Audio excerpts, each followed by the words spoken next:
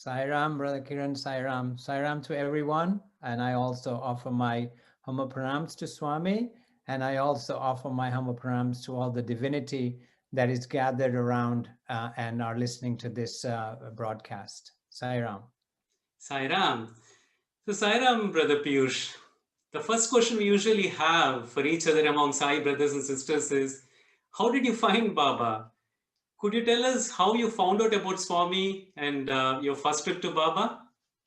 Sure, sure. Thank you for inviting me for this program, and I also want to thank Brother Greg for inviting me.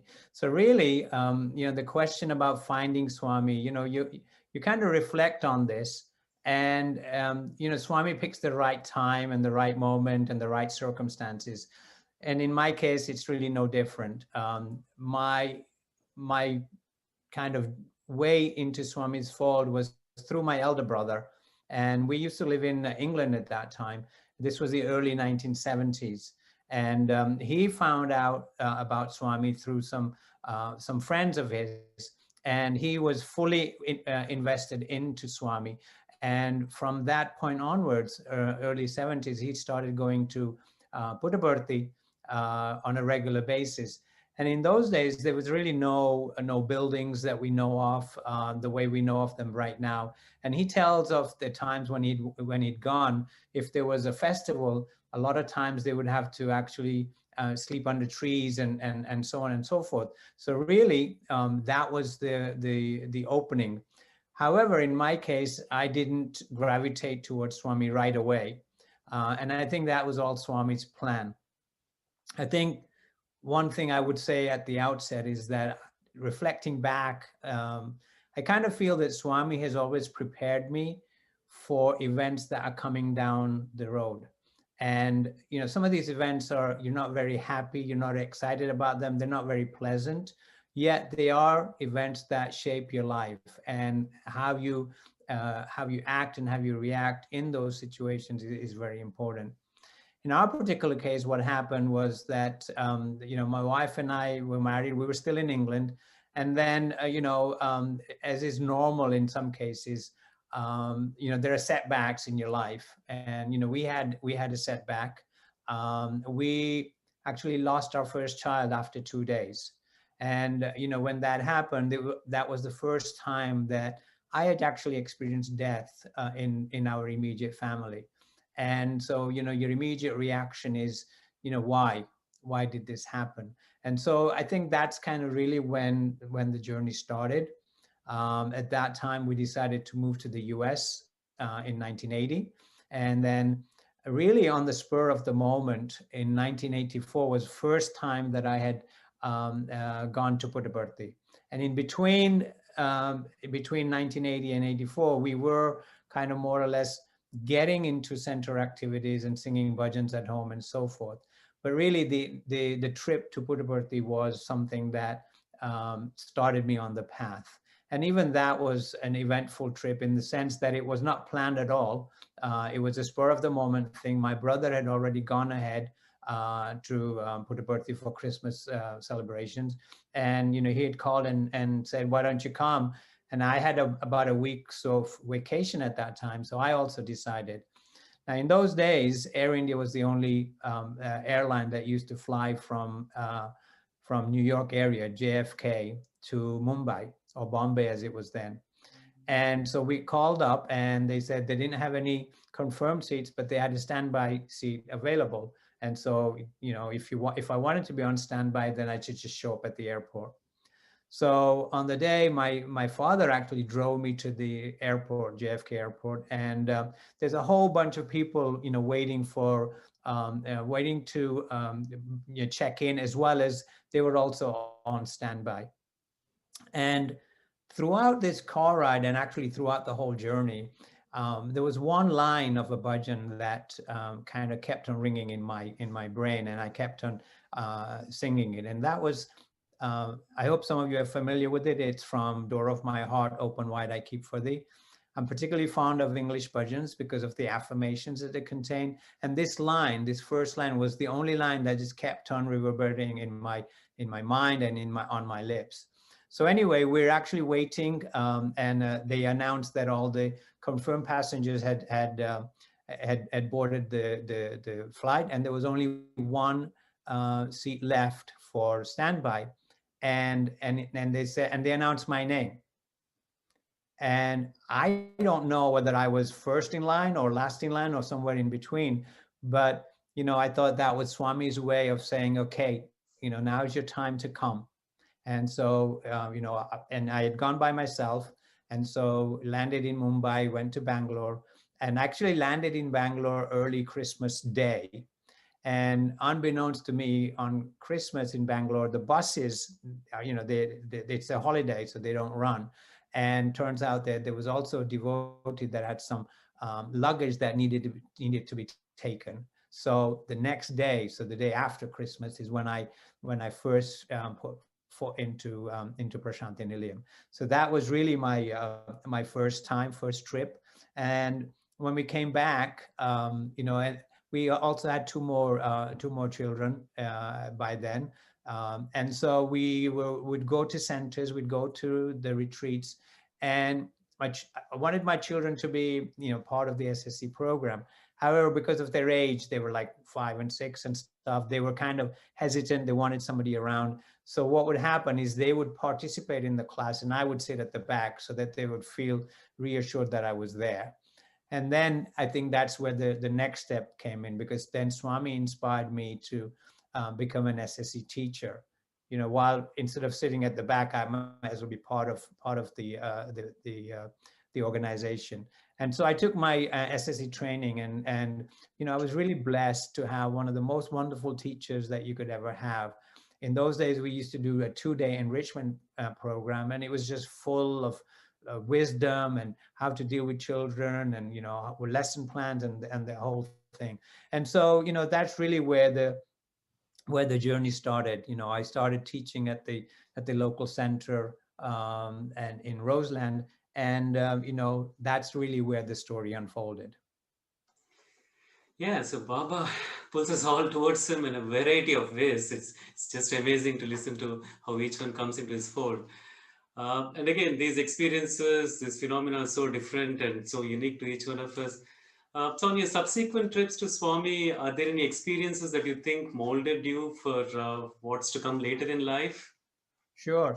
So because the children were young at that time, we had decided not to travel internationally, and so it wasn't until 1991. So that's 7 years later that we decided that we would go, and at this time we would go as a family. We'd take the children with us, and I think my son was around 9, my daughter was around 7, and it just happened that we chose Guru Purnima.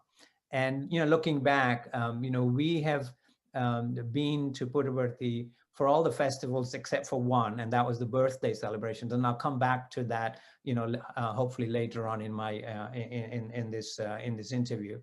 So anyway, we arrive in Prasanthi Nilayam, and guess what? Because of all the huge gatherings, there was no accommodation available in the rooms in the north buildings. So they assigned us. They said, you can have this. In the shed. It's a family shed, and you basically you can pick a spot, and that's where your family would be. And so you kind of, in the moment, that's not what you expected, so you kind of annoyed and angry, and you kind of almost, because it was also the first time that the children had been to India, right? And this was their first experience, right? And so anyway, we said, okay, fine, that's what it is. It is what it is. And but Swami knows everything, and it worked out really beautifully, because what happened, as was inevitable, two things really. One was that at that time, have in Prasanthi Nilayam, they have sevadals from different states. And at that time when we were there, it was the turn of the Gujarat state sevadal to be there to perform service. And we're Gujarati, so we felt comfortable with that. And outside each shed, they had 2 Sevadal volunteers positioned really 24 hours a day. And so what happened, the children actually got sick, typical stuff. They got fever, they had diarrhea and stuff like that. And the Sevadals kind of saw that. And they told my wife and I, look, you go for darshan. You don't want to miss darshan. We'll take care of the children. right? I'm kind of hesitant at first, but then we said, okay. And, we went for darshan, and we kind of enjoyed Swami's darshan. And, and then what happened was the children formed friendship with those Seva adults. And even when we came back to the US, they actually had started, writing pen letters to them. And this kind of continued on for a couple of years. And then after a while, because of distance and familiarity, kind of waned off. But that was such a beautiful experience. And then when you reflect on it, you kind of feel that Swami knew this was going to happen, right? And so he put us in the shed for a purpose. If he had given us our own accommodation in one of the end buildings, in our own room, we probably wouldn't have gone to the Sevadals. We probably wouldn't have talked to them about it. We would have just stayed in our rooms, and we wouldn't have gone for darshan.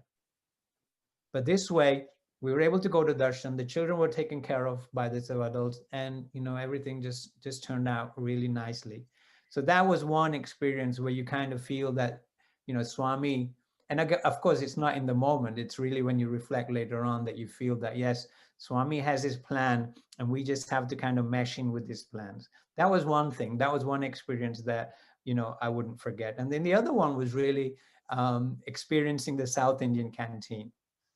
So the children were still kind of a little bit sick. My daughter went with my wife to the female side of the South Indian canteen, and my son and I had gone to the North Indian canteen. To the South Indian canteen, and there we had meals and stuff like that. But my daughter wasn't feeling well, so she decided she didn't really want to eat. So she's just sitting next to my wife, and the Sevadar comes looking for tokens, and my wife just offers her token, and he says, "What about her?" And she says, she's not going to eat. Now understand that the Sevadal is talking in Telugu, and we don't know any Telugu, so it's kind of through hands and gestures that we're communicating.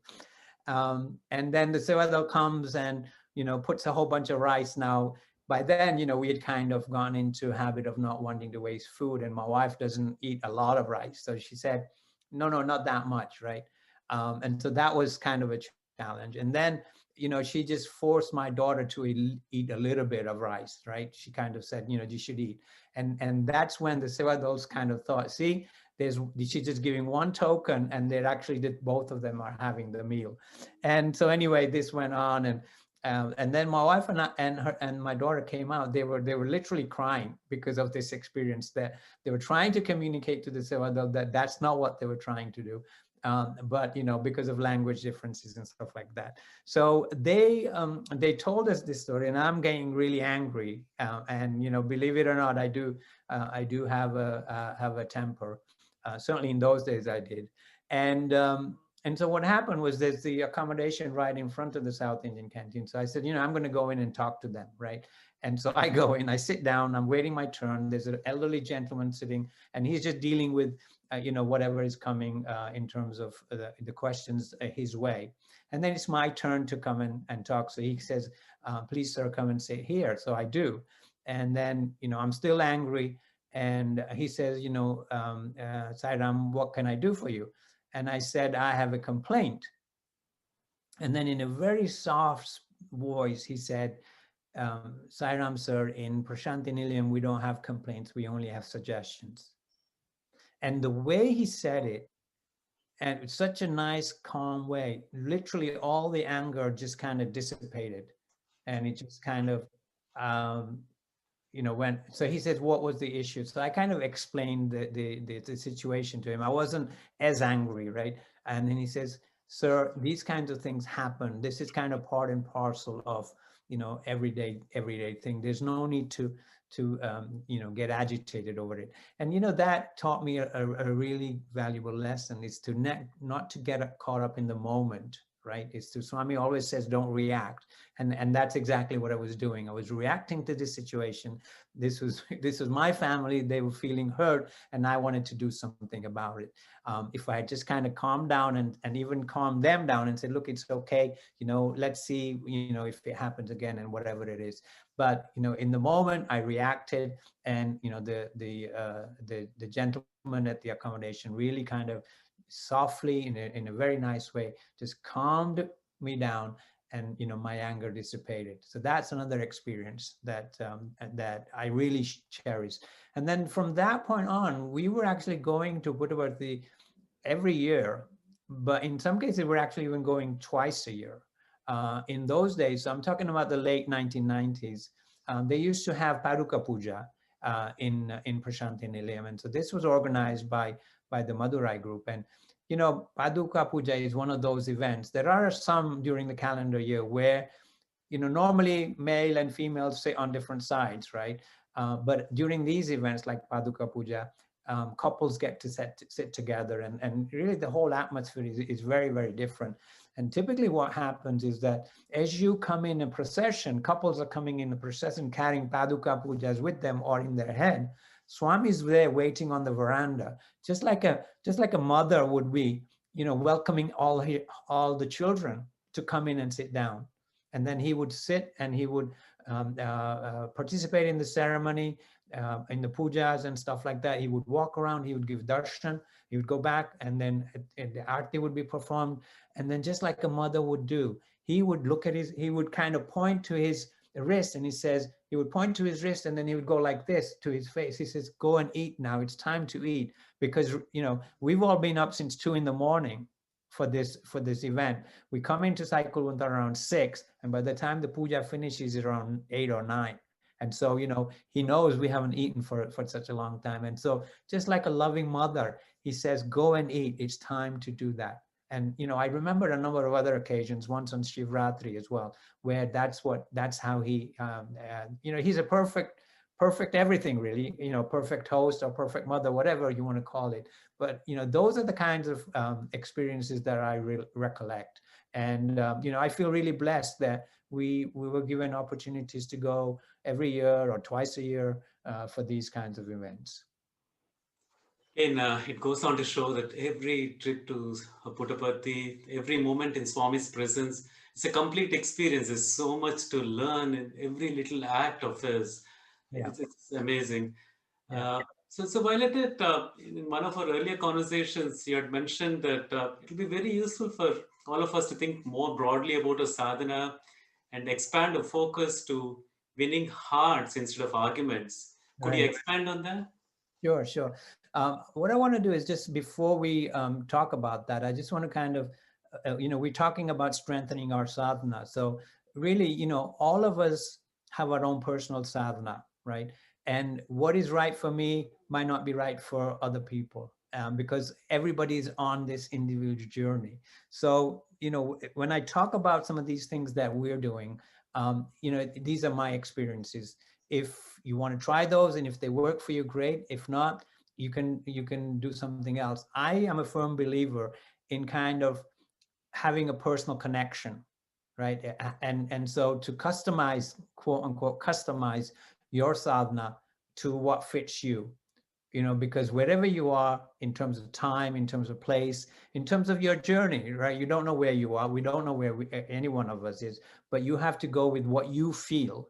And to me, that's an important part of it. So, I can talk about my experiences, but just keep that in mind that, everybody has a different journey. So, in terms of hearts and arguments, this is something I'm going to kind of move the calendar forward a little bit. So this is the early 2000s.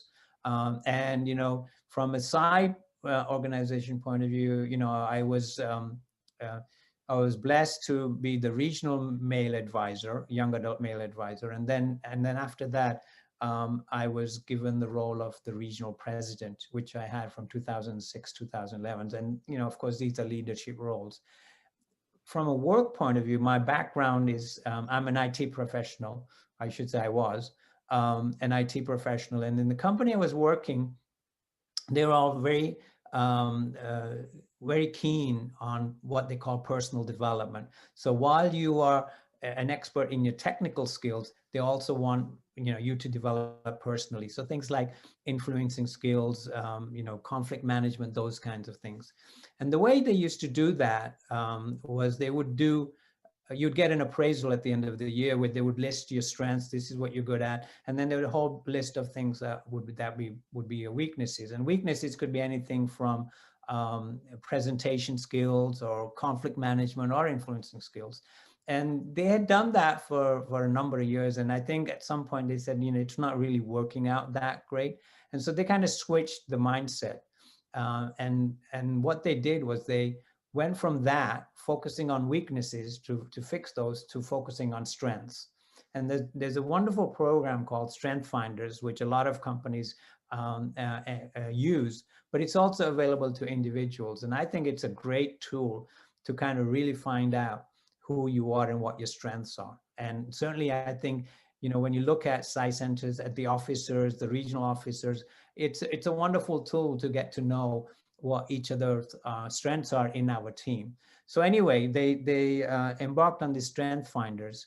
And these are very descriptive strengths that they have. And then there's a whole description behind it in terms of it. So, we all had to take that.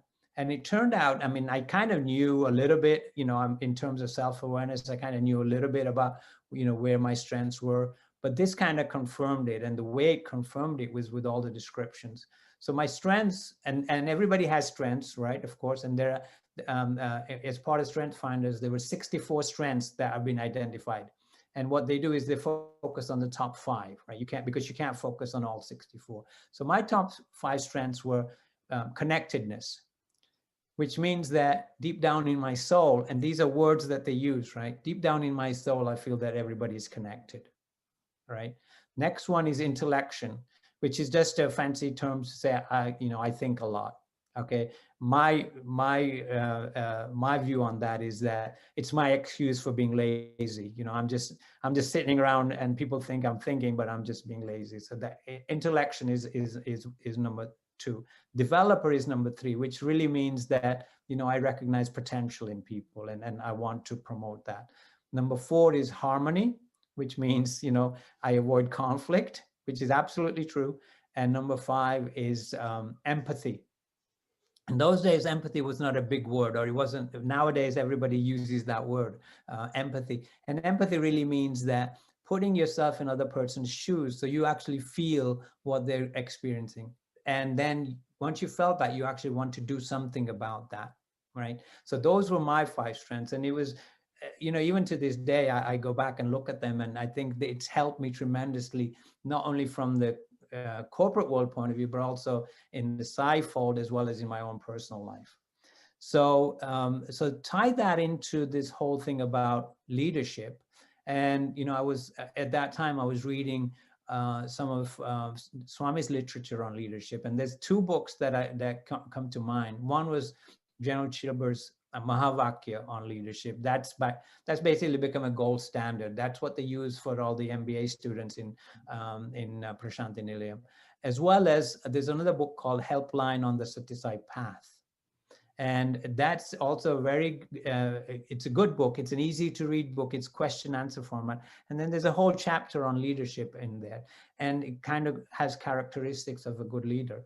And one of the characteristics of a good leader is to win hearts, not minds. And then we kind of changed it to say not arguments, right?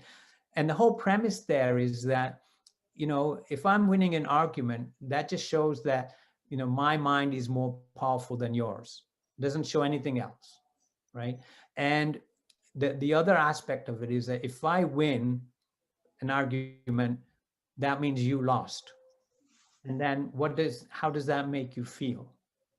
Right. And so what we tend to do is and because our ego gets in the way all the time, is that we tend to, over small things, I am right point of view comes across, and we want to make sure the other person agrees that I am right.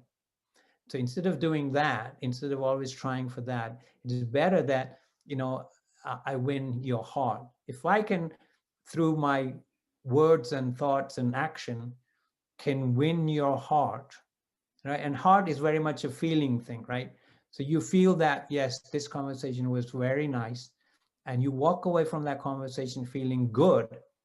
Then when in the future, whenever there is an opportunity that arises, if I ask you for help, you're much more likely to want to help me than if in the other scenario, if I won an argument which made you feel bad, right? or not happy, let's say, or you felt that I didn't treat you properly, then chances are you're going to say, you know what, I've dealt with this guy before. Why would I want to do the same thing again? Right. And so that's really where the winning hearts and not arguments comes from. And one of the things I want to say here is that one of my favorite sayings is from Maya Angelou. I think most everybody has heard this, but one of her quotes is that she says, "I have learned that people will forget what you said, people will forget what you did, but people will never forget how you made them feel." And so, mind is thinking, hearts is feeling. And so really you want to win hearts. It's kind of where it happens. And if you stand by that principle, I think, we can all go far. And, you're the thing that you described at the beginning, right? I'm not going to get into it in great details, but you talk about wars and all that kind of stuff. If more of us, you know, had the attitude of winning hearts, I think there will be less conflict. But of course, all of that begins with us. I can't go and tell, whoever out there to do that, because I have to do it myself. And through my actions, hopefully, it happens in the family. And then, how that quote goes, how Swami says, it all begins with us. Thank you. Connectedness and winning hearts. In fact, there's so much to reflect upon what you just said there.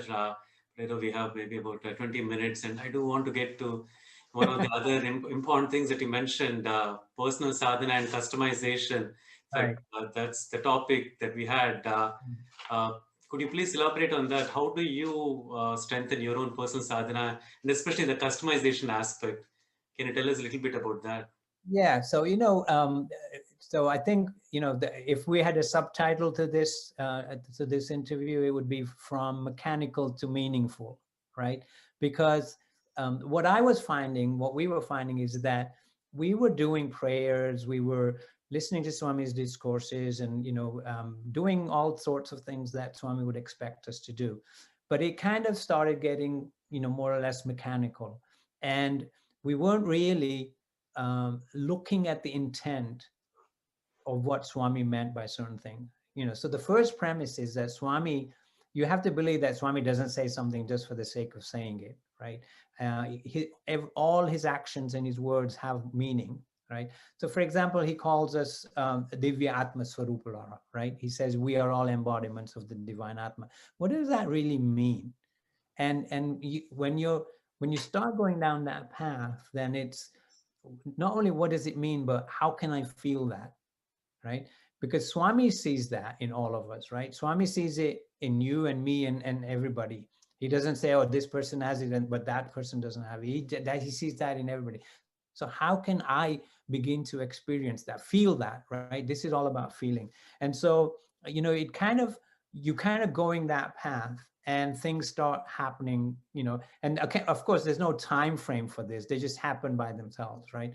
So, that Divya Atma Swarupara, or Swami's words, in his interviews he has said, I am God, I am God, I am not different from God.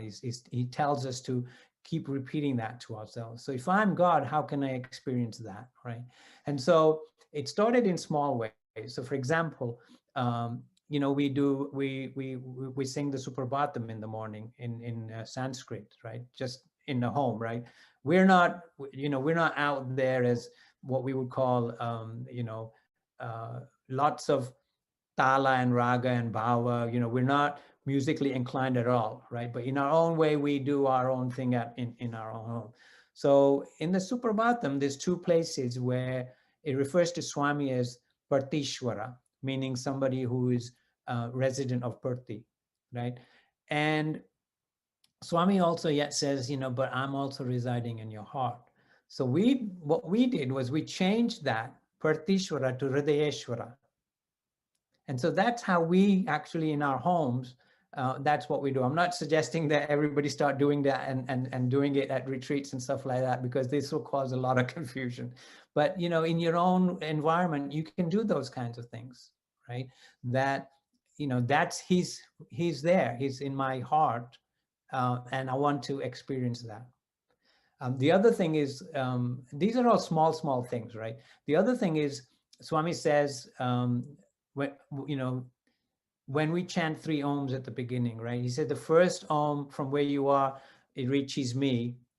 Uh, and then second ohm, wherever I am, I come towards you. And in the third ohm, I'm sitting in the altar in your altar room, in your chair in the altar room. And so, okay, fine, I understand that. But how about then we say, how about, but if he's in my heart, how about instead of saying, Swami, come from Puttaparthi or wherever you are, just come from my heart. And I think what happens is over a period of time, you begin to experience and you begin to feel that. And so then what will happen is there will be glimpses where, you know, when you're praying or something, you will just kind of feel this, just kind of very peaceful, very serene, very happy. And you'll wonder where that came from. And I think that to us is that kind of experiencing that bliss, right? And it'll be very short-lived. It might be just 5 seconds, even if it's that long. But then it will increase gradually, right? But it's not something that you can kind of call on, right? It's just, sometimes it'll come and sometimes it won't be there. The circumstances have to be, you know, exactly right, right? You have to be in the right frame of mind and everything. And, you know, everything has to be perfect for that to materialize. So you can't go looking for it. You can't go searching and say, oh, you know, I want that again. I mean, we want it, but it doesn't, just because you want it doesn't mean it's going to come to you, right away. And so those are some small examples of how we've personalized or customized, you know, our sadhana. You know, one of the other things that we do is we sing these English bhajans, right? And I'll just give a couple of examples, right? So there's an English devotional song called "We Are Blessed, We Are Blessed, We Are Blessed," right? And that's, of course, that's very true that we are blessed, right? But the second line of that is Sai Baba is watching over us.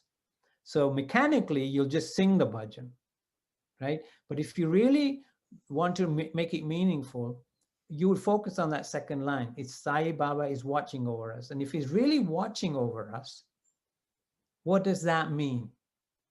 That means that he's with us all the time.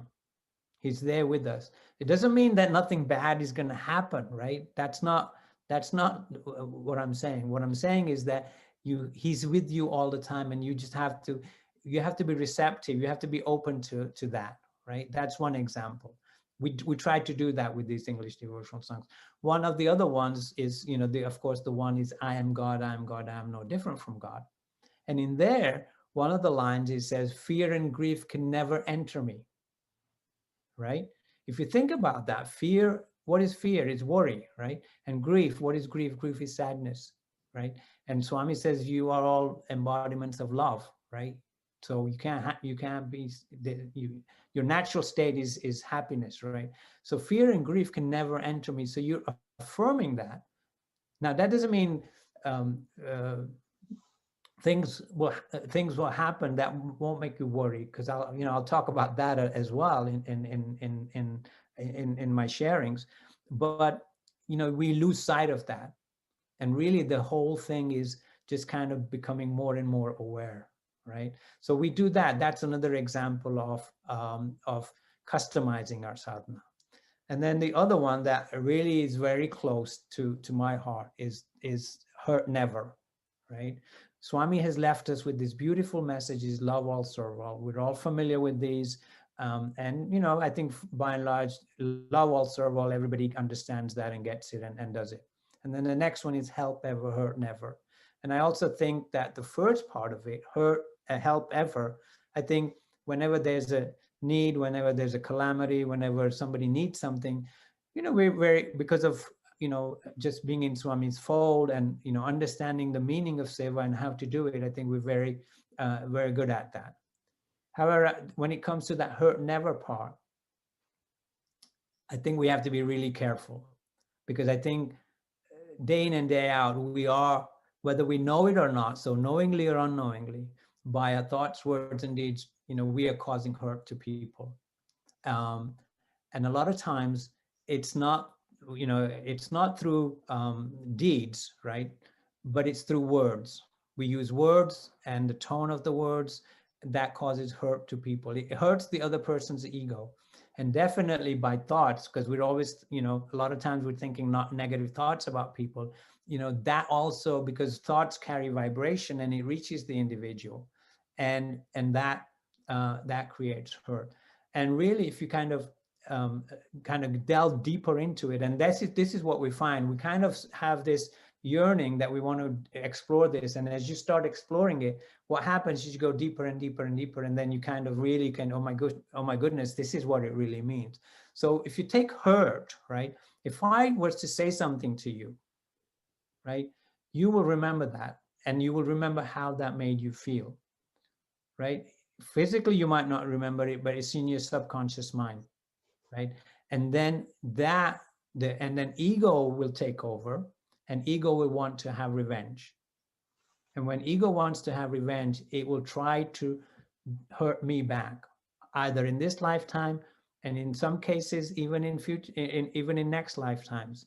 One of the things that I had read, and included as in one of my workshops, was Swami says this is in a discourse. Swami says words will transcend a birth and death. So Atma remembers those kinds of things. And so that revenge that you wanted, you will get back. Of course, it won't be as Kiran and Piyush. It might be something totally different, right?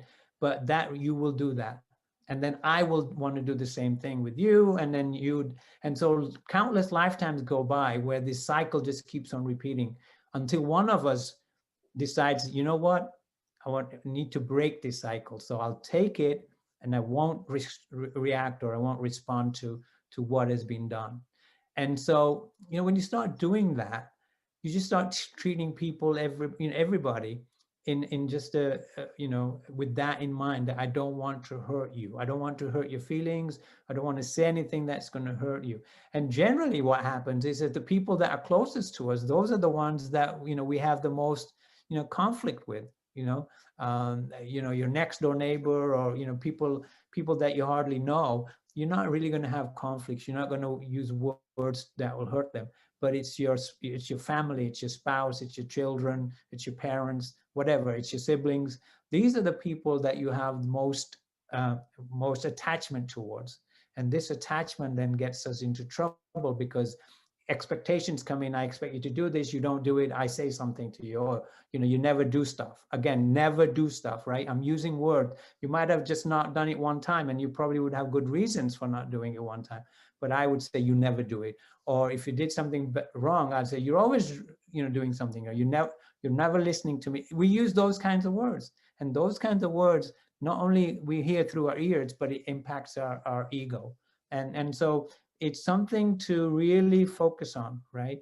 And it's not an easy thing, because first of all, you have to become aware that that's what you're doing, right? Once you become aware, then you have to reflect on it. What caused that to happen? Then you have to ask for forgiveness, either in person or just through prayers. And you have to ask for strength not to repeat it again. And that's, I think, how you kind of progress. And one of the things that Swami has, he has the 9-point code of conduct. And most people would say, if I said, what's the first point? You'd say, silent, sitting, and meditation. If I said, what's the second point? You'd say, okay, do bhajans and stuff like that. But when you get down to 7 and 8, Swami says, use of soft, loving speech with everyone, right?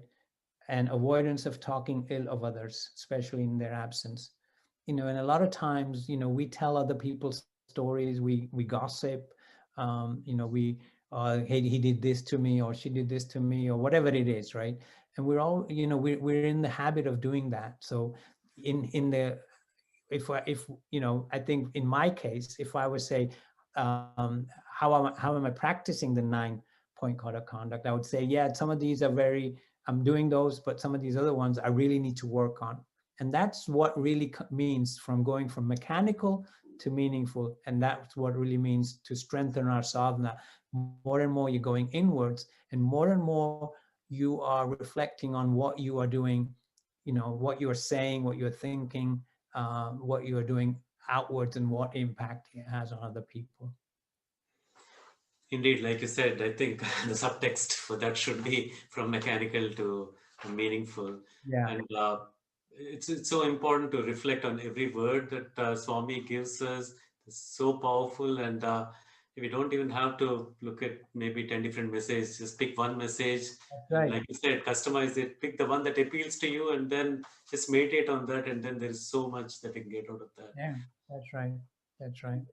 I think that leaves us time for maybe just one last question for the day. Then, so we talked about strengthening personal sadhana, and then faith.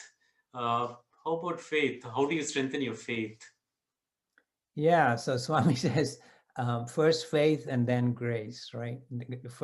You have to demonstrate you have faith, and then grace will flow from that. And I think again, that's a it's an everyday kind of an occurrence. So I'll just kind of relate a couple of personal experiences that happened during COVID, right? So in September, you know, my daughter got married. Our daughter got married. You know, it was planned from early, and they had decided that they just wanted to do it, and so you know we went along with that. And you know, because of COVID, you know, it was on a smaller scale. It was scaled down in terms of time and stuff like that. But we spent inordinate amount of time planning and preparing for it, and just making sure everything was going to be okay. Nobody was going to get sick. We had sanitizers. We had, you know, the food arrangements were done, you know, properly, you know, seatings were done, you know, with social distancing. You know, anything that you can think of, you know, we were thinking of, and we were making sure, because our primary concern was that people that are coming, and we had people coming from out of state of New Jersey, that when they come safely, and they enjoy themselves safely, and then they go back home safely. We didn't want anybody to get you know, catch the virus. And so we did, you know, it was just a crazy time, right? And everything turned out beautifully, even better than we would have expected. It wasn't what we had planned, right?